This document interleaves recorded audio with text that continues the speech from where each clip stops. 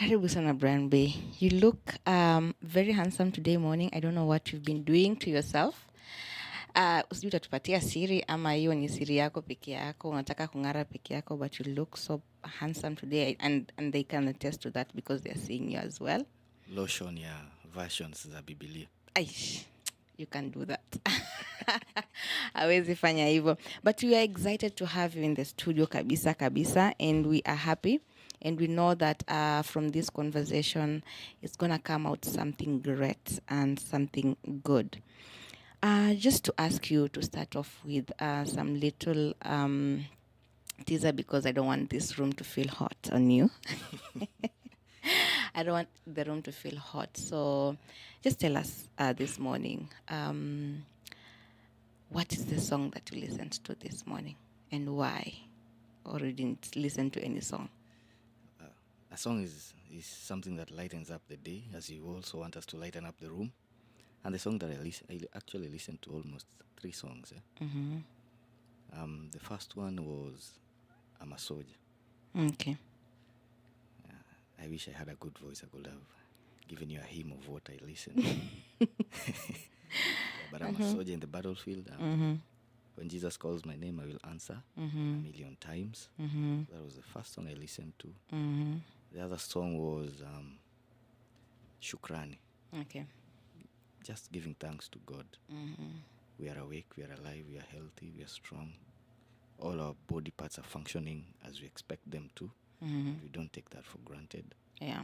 So I listened to I'm a Soldier, Shukrani, and a song by Frank Mtakatifu. Hope this won't change into a service. Okay. Frank Mtakatifu, the song that he says, Sitaabudu miungu mengine. Okay, sawa. That's good. And I feel like it's good to start your day with God. Just to start off with some question, and I believe that you are a youth coordinator and you deal so much with empowering the youth, right? And you have a very close relationship with the SEC of Kisauni, I believe that. Nyali. Yeah, Nyali. Yes. Okay, sorry. But just to start off, I will want you to really tell us the definition of empowerment to you, especially concerning the youth, and what you do to promote that. In accordance to my understanding of youth empowerment, is meaningfully engaging the current youth that we have within our country, and to narrow it down within Mombasa County, in all the 6 sub-counties. It's more of having these youths in the spaces that they should be, so that they can be able to see who they are and know how great they can become if they utilize the resources that are within their environments and capitalize on the opportunities that are available for them. Okay. Yes. Okay. That is youth empowerment. Just creating that sense of belonging to the youth and making them understand that there's something they can do more with their lives, with their talents, with their capabilities, to make sure that they are answering the questions this world is asking. Okay, and according to you, and just also to let you know that some of the listeners are asking to at least increase your voice. Wanataka kukusikia loud and clear. So if you could just come close to the microphone. Yeah. So and how, according to you, as a youth coordinator, do you promote the youth empowerment? The number one thing as a youth coordinator that I do is make sure that information is trickled down to that youth within the kijiji, within the mtaa, that really needs this information passed to him. So as a youth coordinator within the 6 sub-counties, we have other coordinators, we have other youth champions of change, and whenever information about opportunities for the youths are passed to us from the ministry, we trickle down and make sure we mainstream that same information mpaka ifikie yule kijana pale mtaani. So that is the number one thing that we do. Make sure that the youth is well informed with the opportunities that are available for them to partake in. Okay. And I believe working with young people, it's not an easy thing. I believe that. There's a lot of expectation, and some young people do not take these things seriously. So just to ask you, how have you ever faced challenges while doing whatever you do, especially promoting empowerment of the youth? And what have you done when you got into that situation? Are there any challenges, or are there anything that you've faced, in line with whatever you do as a youth coordinator? The challenges are there. One thing that speaks volume is the warrior mentality that the current youths have. Youths want to be spoon-fed. Youths want the golden platter. But we are here to remind them that you have to work for your meal. You have to work for your clothing. You have to work for your enjoyment. Waswahili wa Tanzania walituambia starehe gharama. But the current youths have a lot of expectations, but they don't want to toil. They just want the enjoyment part. Yeah. So the main challenge is convincing these particular youths and make them understand that you need to build on your capacity for you to be able to enjoy the opportunities that are available. Siwezi kukutafutia information, bado ni kuapplyie kazi na ni kufanyia ile kazi. Wewe ndio unafaa ufanye ile kazi. But sasa the opportunities we have, unfortunately, the youths are waiting to be spoon-fed on everything. Okay. All they do is lament. But we are here to tell them that for you to make it in life, you have to put in the work. Okay. You have to trust the process, give it your all, stay dedicated, stay committed, and everything will fall into place. Yeah. Okay. And I don't know if you live in Kenya, because you might not be living in Kenya, you might be you might have landed just from Europe, you don't know. But if you live in Kenya, there has been a trend going on social media with this lady called Shiske Monto.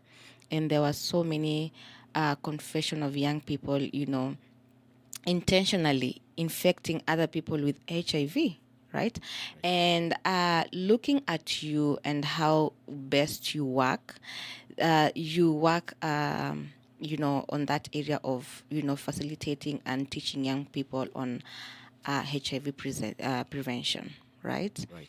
And I feel like this is a conversation that is needed right now, considering that on that confession, young people were really doing that intentionally, and they didn't even care about the consequences and what might come after.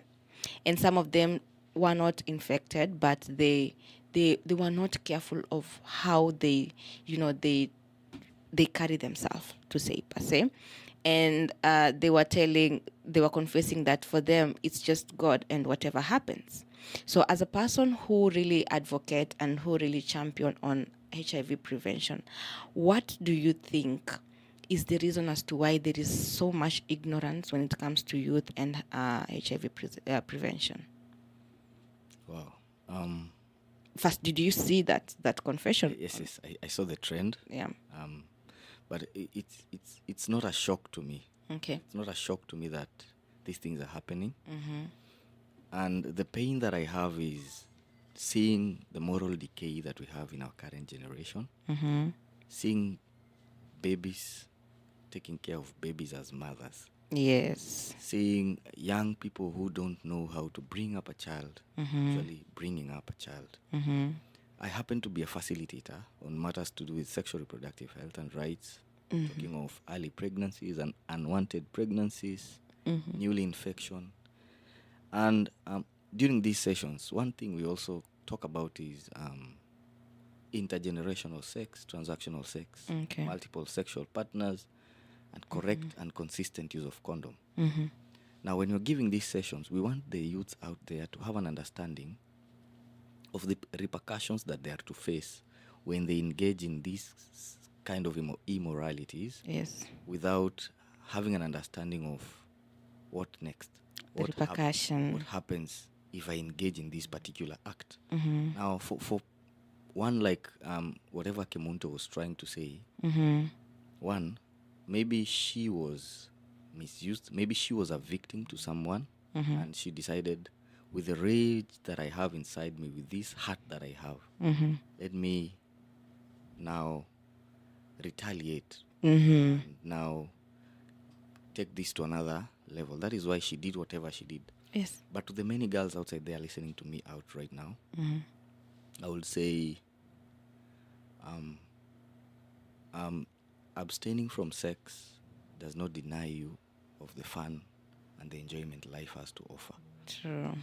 This goes to both genders, male and female. Me kwa sessions zangu, most of the time I tell the young girls, because I speak mostly to 15 to 24 years old girls, and I tell them, hii kitu si bundles, umesubscribe itaisha 12 noon. Iko. See daily MBs that after 1 week ita expire. Okay. Why the hurry? Why the hurry? Yeah. Let us take care of ourselves. Let us have a meaningful life. Let us give sex the respect God gave it. Let us live a life that is worth living. Because the moment we rush to things, we end up wasting ourselves, wasting the lives of others, and having a history that cannot be spoken to the lives of other people. Okay. Take, for example, the life of Kemuntu right now. Now, who will proudly stand and give that history as a good example? Okay.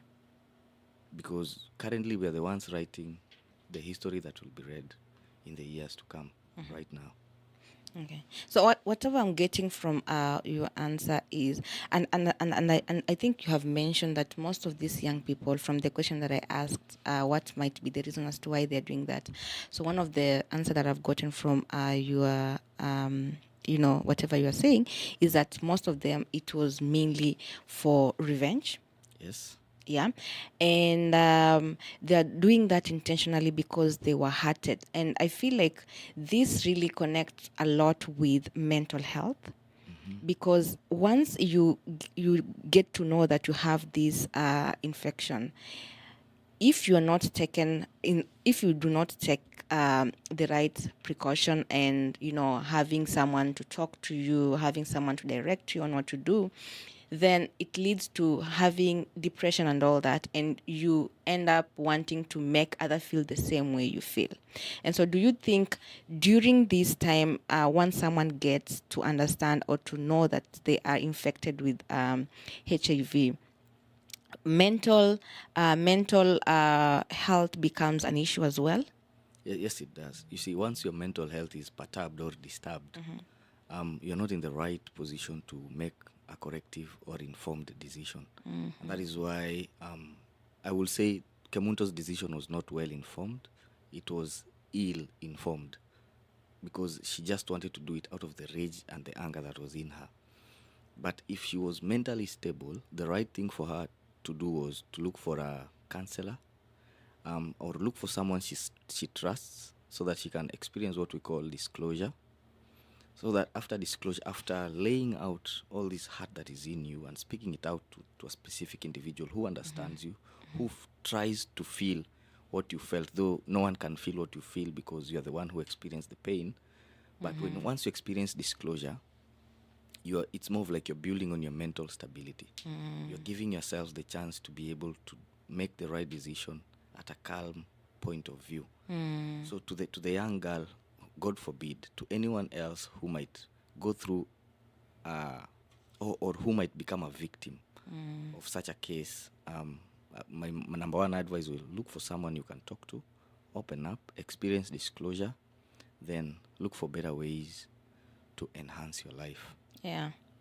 I really agree with whatever you are saying. And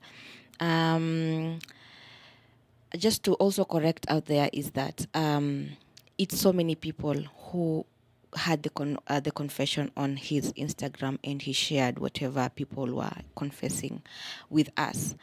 Na kuuliza tu let me just also do this in both languages for people to to feel at home.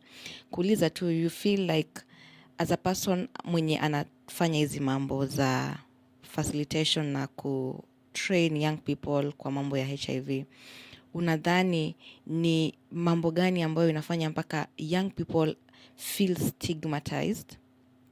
And have you gotten to that point where umepatana na mtu ambaye yuko stigmatized, because nadhani hiyo pia ni reason moja kubwa ya watu kama hao kuinfect others intentionally, ni kwa sababu maybe walikuwa stigmatized, walifanya wakahisi kama si watu, and so walikuwa wanataka kulipiza na kusema kwamba okay, so mimi si mtu, tutakuwa wote sisi si watu, so I want you to feel my pain kwa kukuambukiza. And also kwa hiyo confession ambayo nilikuwa tunaona pale, you see most of these young people, some of the ladies, they were saying si ati mimi nilikuwa nataka kuambukiza watu, but you go out with these men and you tell them to use to prevent themselves. Na wanasema no, you are so beautiful for me to go with the condom, right?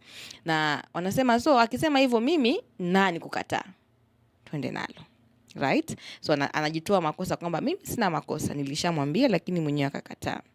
Sasa swali langu ni, kwa kazi ambayo unafanya, hizi mambo za stigmatization unazipata? Na je, ukizipata ni vipi unazizungumzia, ama ni vipi unasaidia wale watu ambao wamepatikana katika ile hali? Asante kwa kunirudisha kwa Kiswahili. Karne hii unyanyapaa ni kitu ambayo hatufai kuwa tunazungumzia katika jamii. Unyanyapaa umewafanya wengi wakafa kwa kujizuia kuzungumza. Now, ni vyema watu ama wasichana katika jamii kujua kwamba ni vizuri kuyazungumza yale ambayo wanapitia kila siku. That said, a young girl who has experienced stigmatization is very vulnerable to more harm than a young girl who has been a victim but was not stigmatized. Okay. So our communities, our societies need to understand that we cannot stigmatize our victims of either rape, gender-based violence, or harm of any kind. But instead, let us embrace one another. It is not normal for us to start stigmatizing someone who has been hurt. But we should create that safe space for them to feel like, yes, it has happened, but I still have a life to live. I'm not the first one that this has happened to. There are still better ways of making a move and being impactful in life. And these particular individuals, after reading the cell of stigmatization, they end up becoming champions. They end up speaking out and becoming champions who help do peer-to-peer sessions. Because when you're talking to someone who has experienced almost exactly what you experienced, it makes it easier for you to overcome stigmatization. Have I answered your question? Am I still want me to feed you more? You can feed more if you have. You can feed more if you have. But I really understand what you're saying, and one thing ambayo inatoka clear ni kwamba we need to stop stigmatization, and that's why I love some of these organizations that are doing that kwa kuchukua jukumu la kusimama na watu kama wale. You know, I have seen organizations like Dream Achievers with organization doing that, and different organizations, and I believe that your organization is also on the forefront of doing that, na kuhakikisha kwamba unyanyapaa ama stigmatization haiko kwenye jamii, kwa sababu hakuna mtu yote ambaye angetaka kupatikana na ile ugonjwa unless unafanya intentionally. Unapata kuna watu wengine ambao walipata ile ugonjwa kwa kutotaka, na sio lazima mtu akuwe amepata ugonjwa kupitia ngono ama kupitia hizo intercourse. Kuna wengine wamepata kupitia maybe walizaliwa vile, ama labda through accident, unapata kulikuwa kuna ajali na zile damu kusambaa, kushikana, unapata mtu amekuwa infected. So kama jamii tunafaa tuhimizwe ama tuhimizane kwamba mtu anapopatikana na gonjwa kama hilo si mwisho wa maisha, na isikuwe ni sababu ya kutaka wenzako pia waumie. Just moving forward and as I said earlier kwamba wewe ni mtu ambao unafanya kazi karibu sana na ACC Wanyali. Na ningependa tu utueleze ama utujulishe sisi watu ambao labda hatujui maana kwanza ya ACC ni nani na ni kazi gani ambao unafanya na yeye huko Nyali. Thank you very much, Linda. Yes, I do work closely with the ACC because the structure that I represent is under the national government of Kenya, not the Mombasa County government. And that is why we happen to be working closely with the county commissioner, trickling down to the assistant county commissioner, which is the ACC, the chiefs, and the youth officers within the State Department of Youth Affairs in Mombasa County. So what we do is put more emphasis on the opportunities that the national government has for the youths. The close relationship with the ACC and the Ngao team in general places us at that point where we can easily disseminate information to the youths. And these informations are more on the Youth Empowerment Development Fund, the national government policies that concern the youths, because there are a lot of strategies that our very able president is trying to put in place to make sure that our youths are well catered for and capacitated, to make sure that in the near future we won't be having quacks working for us, but we'll having well-informed, well-capacitated, well-trained individuals taking place in the leadership space and the working industry as well. So in collaboration with the ACC and the Ngao team, we do the Chief Baraza talks. We make sure we align what the national government wants, what the national government is implementing, mainly for the youths. And that is why we take it up from there and make sure our fellow youths, the youth that sisi sasa tunaongoza, wanafikiwa na ule ujumbe. So kazi ya ICC ni kutupatia information ambayo national government iko nayo, then sisi tuna disseminate to our fellow youths. While pia sisi, we now bridge the gap. We bring the information the youths have, the needs, the wants, na yale malalamishi yote wako nayo. Then we give that report to the youth officers. The youth officers in return write proposals on sisi kama youth officers wa Mombasa, these are the likes for our youths, and this is what we would like to be done for the youth of Mombasa. So that is what happens. So I believe iyo whatever unafanya na ACC ina connect na empowerment of the youth. Yes. Sawa. And I believe nimesikia kwamba umemention things to do with chief barazas. Now, just to give a credit to most of the organization, there is this thing where so many organizations are using barazas, call it male barazas, chief barazas, to make sure they spread the messages to the young people, to the community.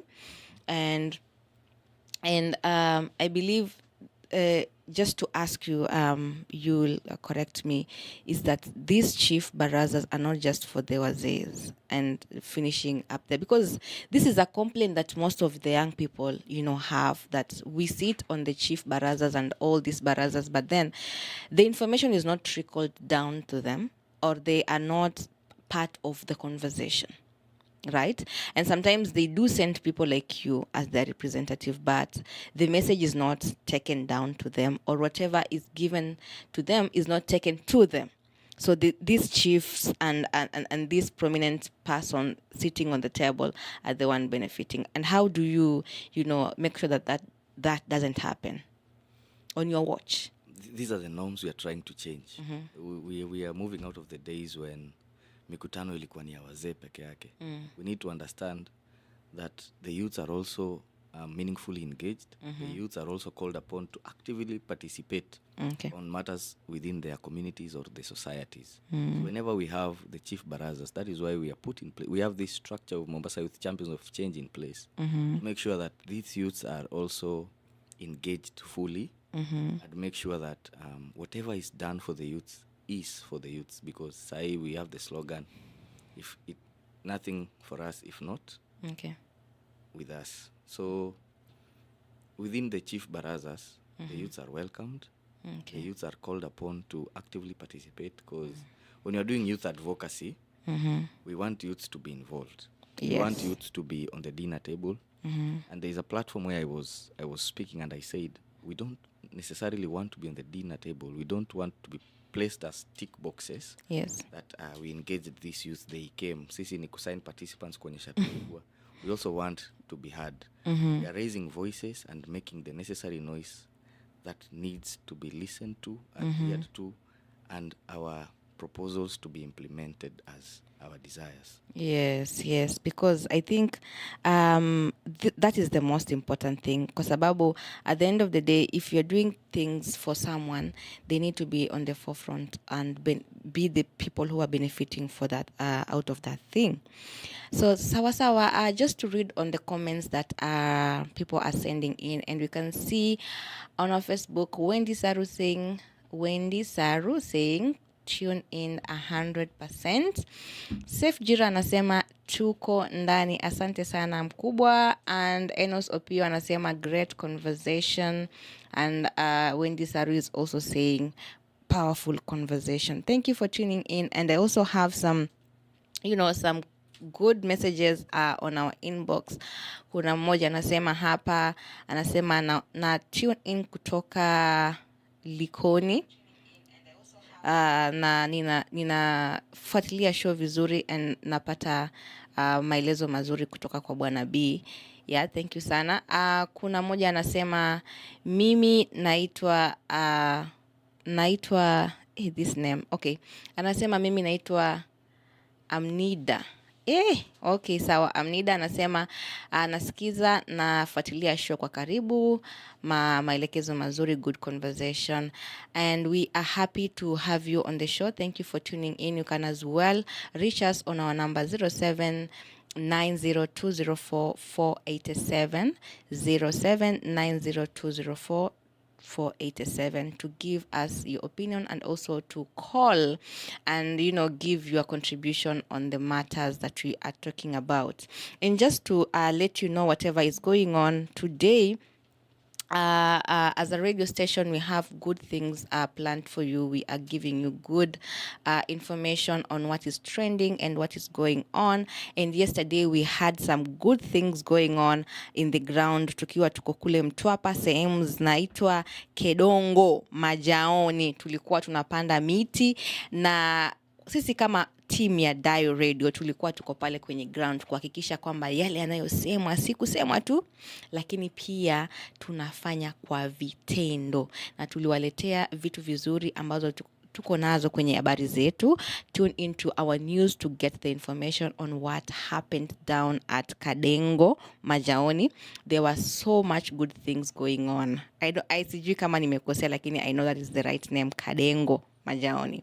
So asanteni sana, and we know that at the end of the day, this tree planting is for our own benefit. We want to plant trees and to make sure that in the next coming years that tutakuwa na drought, tutakuwa na mvua ya kutosha, ndio tusikose chakula. And something else that has been going on is that we have had some good conversation going on this morning with our presenter Kazungu, talking about what is trending on the headlines. If you missed it, do not miss tomorrow morning. Every morning from 7 a.m. to 8 a.m. So tune in to get to know what's going on in Kenya today, every morning.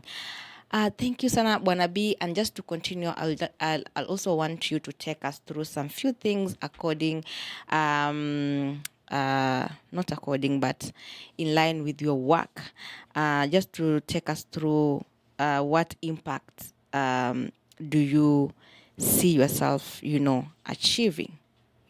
What impact do you see yourself achieving as a person who is working for the youth and with the youth? Yes, just take us through that, the impact that you feel as a person you are going to achieve as you work with the youth and with for the youth.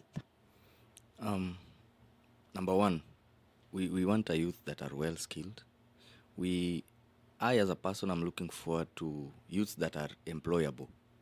You know, tukiongelea youth empowerment, nataka nione youth who is employable. Siwezi kukuwa na kuempower na huwezi kuwa employed. So first we have to work on the soft skills of us as youths. Huwezi kuwa unaitwa interview and you don't know what are the dressing codes of going to an interview.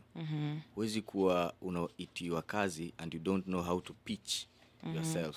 There are people who go to an interview and they ask the normal question that everyone asks, what is your name? Who are you? And people fail to give that answer adequately. So first is on capacitating these youths and making them be at a place where they are employable. Making up an individual understand who they are and what is expected of them in their current generation. You as a youth out there listening to me, how vast are you with the skills that you have? And are you at a place where you can monetize your talent? Are you at a place where you can monetize the hand-gifted capabilities that you have? You are a baker. Wewe ni msichana unaweza paka piko. Wewe ni mtu unaweza shona. You are a boy there who is gifted when it comes to plumbing, gifted when it comes to masonry. How well are you versed with the knowledge of entrepreneurship? And how best can you change your talent into money? So people need to understand how can they monetize the gifts that they have. Sai through the SOS Foundation here in Mombasa, tuko na kitu inaitwa vijana na skills. And this is something that implemented SOS in collaboration with the State Departments of Youth Affairs, Mombasa, where we are recruiting young care leavers to be taken through trainings. Different vocational trainings. Some people are choosing plumbing, some people are choosing event planning, others are choosing masonry, others are deciding to become barbers, others are becoming saloonists. Now, after these particular trainings, these particular youths wanakuwa attached to master craftsmen, where they can continue working on their skills and perfecting what they learned. So unaona, this is a great improvement. We are closing that bridge where we had youths that didn't know what to do with their talents. Some didn't have hand skills that they could work on, but sai opportunities are there for them to be grasped by these particular youths. So mainly ni kijana jihusishe juu mambo ambayo yamewekwa pale nje yako tayari yanakungojea wewe ujihusishe. Usipojihusisha, wakukuhusisha atahusisha yule ambaye anajua. Kweli. Yeah, hey, umesema something very, very, very important. Na nadhani katika hiyo swala la kujihusisha, pia ni vizuri vijana kuelewa ya kwamba tunapoongelea mambo na wewe kufanya kazi na kutumia talanta ambayo uko nayo. Haijalishi wewe unapenda nini. Kwa mfano, unapata vijana wengi sasa hivi wamejihusisha katika mambo ya unapata makeup, unapata kuna vijana ambao wanafanya makucha kwa wanawake, kuna wanawake ambao ni mafundi. Isikuzuie wewe kufanya ile ambalo unapenda kufanya kwa sababu labda community inaona wewe hufai kufanya hivi ama haijakuwa ikifanya hivyo. Like that has not been the norm of you working under this condition ama working in that aspect or that area. So as long as you have the talent and you've been given opportunity, it is up to us as the youth to grasp the opportunities and to go for it. So I don't know how you tend to, to come in as a person who empowers this youth when they have such complaints where they want to do something, but, the community is like, no, you can't do that. As a man, you can't do that. As a woman, that is not for you. How do you, if a young person comes to you and tells you, yes, I know I have the opportunity. Yes, there is these things that I need to do. And I love it. But, with my community, with where I'm coming from, with my religion, I'm not supposed to do that. How do you, handle such cases? we don't choose our backgrounds. We don't choose our current situation. Mi husema, for those that are writing, pens up, notebooks ready. Okay. Accidents are acceptable. Yes. Accidents are understandable. But the bill of arrogance and ignorance is a painful bill to pay, and it is very expensive. Yes. So yes, you are born and raised in a poor background, but who told you can't make it in life?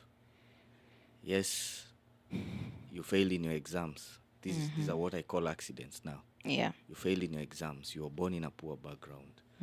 You have 1, 2, 3 challenges. But does that limit you from making the change that you want to see in your life? Okay. Does that limit you from exploring the opportunities that are there for you to explore and make a difference within your community and your society? Sometimes we think we are denied things, but I tend to think saa zingine ni sisi wenyewe tunajinyima hizi vitu. Sisi wenyewe. Because the opportunities are there. The chances are there for you to make a difference. But why are you waiting for someone to come to knock on your door and give you something that has already been perfected?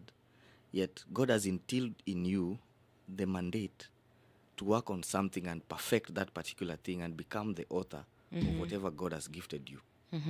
Unajua, I was talking to some group of young boys jana before niende iftar Swahili pot. Okay. And I gave them I asked randomly, if I had 100,000 and a diploma course costs 100,000, will you want this 100,000 to pay for the diploma course, or would you want this 100,000 to start up a business? The majority of the youths that I was talking to in that platform were saying, I will definitely start a business. Money is everything.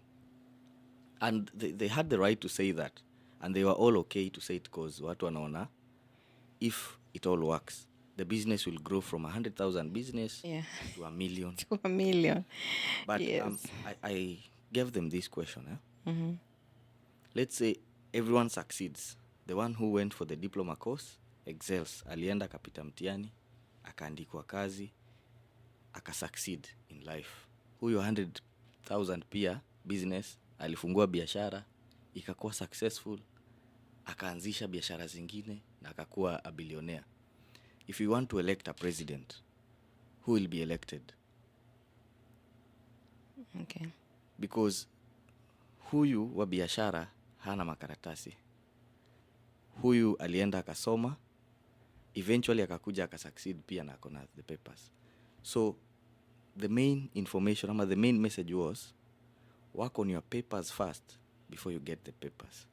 Okay, repeat that again. Work please. On your papers first before getting the papers. The papers, ya kwanza ni elimu. Work on your papers. Have them well documented. Your certificate, your degree, your diploma, your PhD, your master's, have them well documented. Then these other papers, which is money, will come in later. Because we have people, why did, sorry for using his name, the current MP wa Langata, Jalas, why did he, with all the influence and the money he had, why did he have to back go to for school? a degree? Yeah. Because that paper is more important than the papers in his bank account. So youth sahi, msiseme ati masomo hailipi, hakuna haja ya kusoma. There is an importance as to why you need to go back and understand the four corners of a classroom. Make good use of that time in that class. Capacity build on yourself. One thing, that is if the two would have been successful, sindio? Let's say in a short term, huyu alianza biashara, ikakuwa successful, 5 years down the line, ikafeli. Huyu alienda akasoma, akapita mtihani lakini hakupata kazi. Do you know, huyo biashara, the only history he has is the story of the business he had. Lakini huyu mwingine akona ile karatasi. So any day, any time, huyu wa karatasi anaweza jumpstart maisha yake na kusema, I can easily be employed. Because when someone comes in, I want to employ someone. Hata kama ni something that does not really need the papers.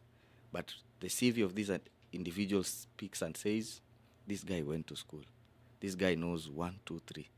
Huyu mwingine aliwahi kuwa tu na biashara, but did nothing with his life. So who is in a better place? Who is in a better position to be hired? Yeah, I get you. And there is so much debate on that where people say, oh, especially in Kenya, bana, pesa kwanza, hizi makaratasi zitangoja. But and also not just to discredit those people who choose money. But it's okay as long as you start the business, and if you are successful, if you get to be successful, also use the success that you have to go back to school, just like you give an example of this MP. Go back to school, because you never know tomorrow what may come, and sometimes you just miss a small opportunity because you didn't finish your school. Just a small opportunity that doesn't even make sense. But the requirement is just you having a paper, a certificate, just a certificate, And so as much as we are running for these things, we also need to go to school, because I have seen so many musicians and so many successful people, succeeding and saying, okay, I really need to go back to school because it's required out there. Kusema kweli. But some people do say, ukipata papers, you're not asked for papers. When you don't have papers, you're asked for papers. So what do? Just be on the safe side and have papers. It's better to have them and not being asked than not to have it and being asked. No. It's never a loss investing in education. It's never a loss. And karatasi haiozi. Pesa huisha. Pesa huisha. Yes, we all want money, but we need to know who we are, what we want, where we are headed, and getting rich is not the goal. It's not. Becoming wealthy is the goal. Being financially stable is the goal. Exactly.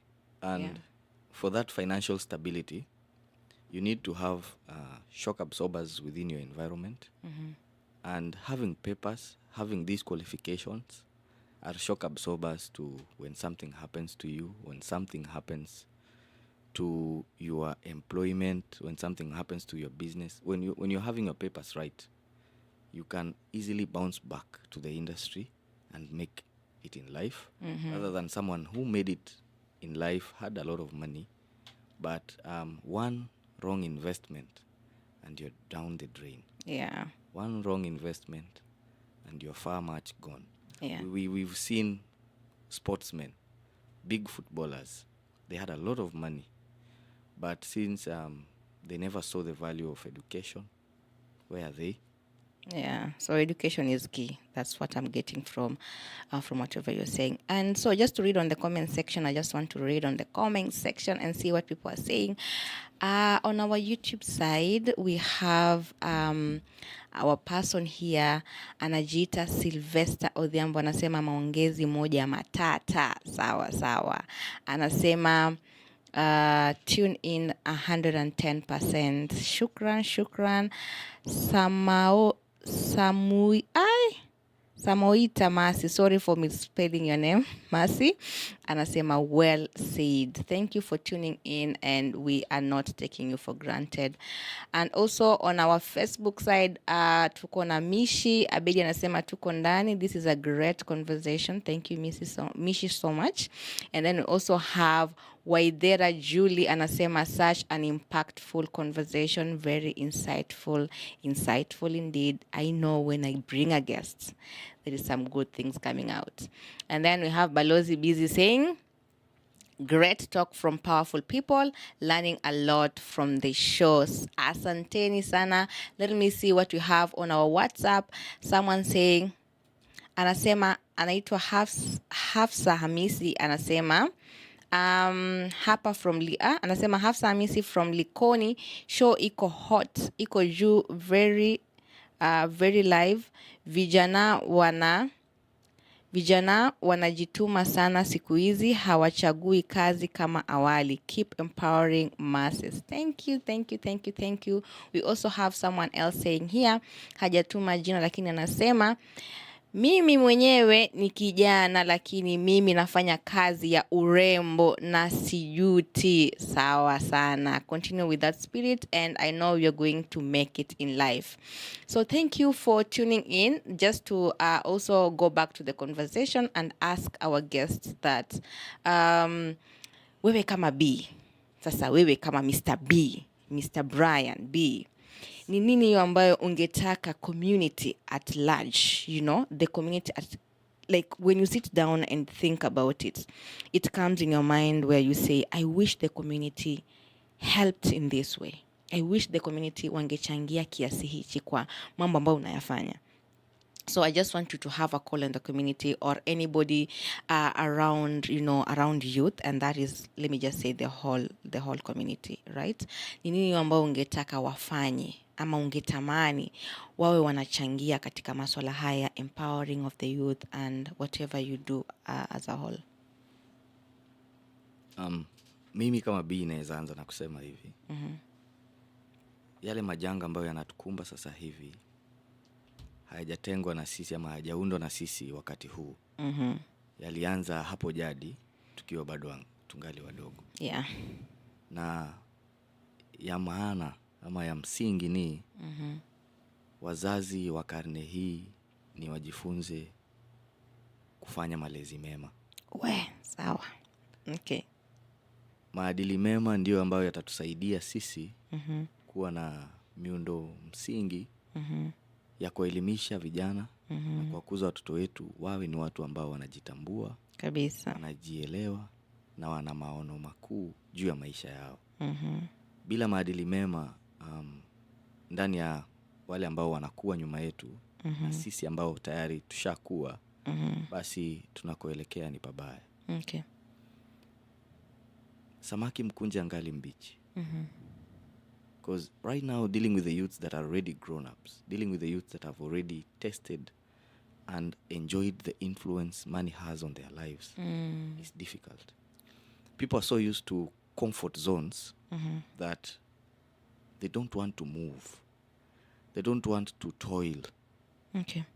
And I'm saying if in capital letters, if their parents had instilled the right knowledge, the right moral values that one human being needs to have as he or she grows up, this particular person will grow up knowing who she is or who he is, what he wants in life, and what is expected for him or her to do to make sure that they are living a better life. Because with the great upbringing, with the great growth of the youths, of the children that we are raising and siring, we have a better future. We have greater individuals, greater generations, people who are ready to impact and make the world a better place. Unajua kama saa hii mimi ile mbegu ya mti ambao ninapanda ni kivuli ya wale vijana ambao wako nyuma yangu. Repeat that kindly. The seed that I'm planting right now will give birth to a tree that will offer shade for the youths that are behind me. 100%. So what I'm praying for is to have a youthful team that will help me take care of this seed grow. So that when the incoming generation comes, they will have an understanding that the youths that were ahead of us did this for us. And so they will have to do more for the other incoming generation. Yes. But if we are blind to the fact that we are here to make the world a better place, then we won't do anything for the incoming generation. We will just be focused on ourselves, selfish interests, and we will leave this world a worse place. Yeah. That is from Brian B himself. And I think I agree 100% with that we need as parents to take responsibility of our children as much as they're going to school, as much as we are not staying with them for the longest time of the year. It is our responsibility to make sure that they are doing the right thing, and because nobody asked you to bring any human being to the world, even if it was an accident, it's your responsibility as a parent to make sure that this child is coming up in a very good way. Sometimes I know that you might try your best, but the environment isn't conducive. But if we just try a little bit harder, I think things are going to be great. And we have 5 minutes remaining for that we have on the show, just to wrap up and have your last word. You've said that the parents, the community needs to work together to make sure that youth are being empowered. But just the last word for for around 2 minutes to advise the young people. We know that as the community, we need to stand with them, we need to support them, but what advice do you give them as youth? Because it's their life. You cannot be blaming people for the rest of your life. My mom used to say this, that yes, I did wrong to you, I did not take you to school, I did not give you whatever you wanted, but this is my life, I have finished my part, it is your part now to play. And at the end of the day, it's true, because if you continue looking at whatever your parents didn't do, whatever your teacher didn't do, you'll waste your life, because for them it's gone. They are growing old and time is not coming back. So we need to take responsibility into our hands. So what advice for the next 3 minutes or 2 minutes will you give to the youth concerning their empowerment? Thank you so much again for having me for this talk show. And I will end in few keywords. But I would like to have this disclaimer to those that are listening. I'm speaking not as the monotony of wisdom, but I'm speaking at a point of the grace that God has granted me Yes.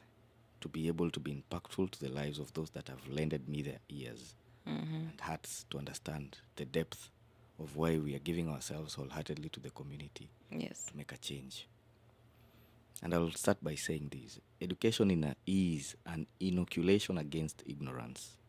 I repeat, education is an inoculation against ignorance. And nikiongelea education, I'm not generally based on mathematics, history, biology, physics, maths, English. Education is broad. And it's an inoculation against ignorance, meaning we cannot be ignorant of the fact that we are alive, of the fact that, yes, everyone wants to have a good lifestyle, but let us not be ignorant to the society. Okay. When you're a young man and you're living life, watu wanasema YOLO, living large, walking in the streets drunk, dilly-dallying with your steps, I want you to think of that parent who is trying to raise a child who are seated outside that veranda and they are all looking at you. Then this child asks the father or the mother, Daddy, naeza kuwa kama yule? What kind of an answer is this parent giving to the child when you are recklessly drunk walking down the street? For our young girls and our women, look at yourself. Yes, your dress, your choice. But look at yourself dressed half naked, walking within the village, within your community. And there is this other woman, a God-fearing woman, who is trying to raise the kid upright. Then the child sees you and asks the mother, can I be like that woman? Think of those parents and think of the answers they are giving to their kids. And now you might say, I'm not harming anyone, I'm enjoying my life, I'm living my life. But indirectly, you're making it hard for parents who want to give an upbringing to their children. Yes. The chance to implement and impact the right moral values in the lives of their children. Okay. So let us think of that.